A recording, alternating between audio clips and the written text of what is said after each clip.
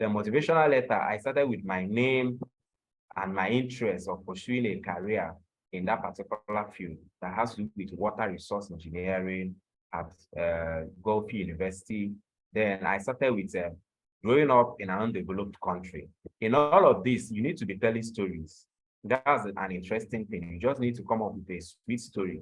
You know, like in this particular motivational letter, I said, I have never allowed my present day reality to influence my dreams, ambition, or desire. This mindset was built through years of being exposed to challenges relating to one form of lack of order, either directly or indirectly. Just telling stories that inspires and draw people's attention, even if something that is emotional, you need to come up with story. And when you are telling that story, you need to tilt your story towards that particular course or career or whatsoever you are applying in that school, because you won't be talking about maybe a science and you are relating it to arts, or you are talking about arts, maybe something that has to do with humanity, something that has to do with some other courses like accounting, something that has to do with marketing, something that has to do with mass communication. And instead of telling your story in that area, you start telling a story different in another field. So it doesn't make sense. There is this experience I have, but it's not funny, but now it's funny to me. I wrote a letter to a professor, and when I want to send the letter, I sent the letter to another professor in another school with a different course. So some of these mistakes is something that we need to avoid, because sometimes our head is dry, everything I mega but you need to be taking your time. If you borrow money, the challenges are there, but you need to be taking your time so that you won't make mistakes. So I also wrote during my undergraduate some things I have done, and also include my cumulative as well.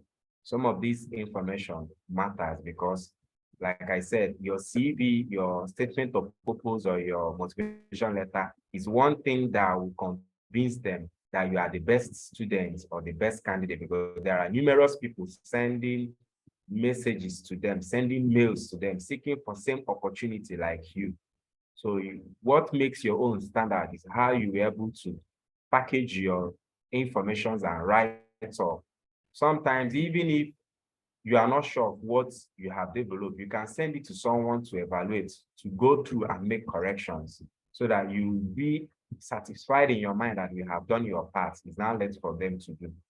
So the same thing that you see I put down in those statements of purpose, I was able to put some of them here, you know, trying to tell my own story, breaking down those information, my present state, and my future expectation. Like here, I said presently where I'm working.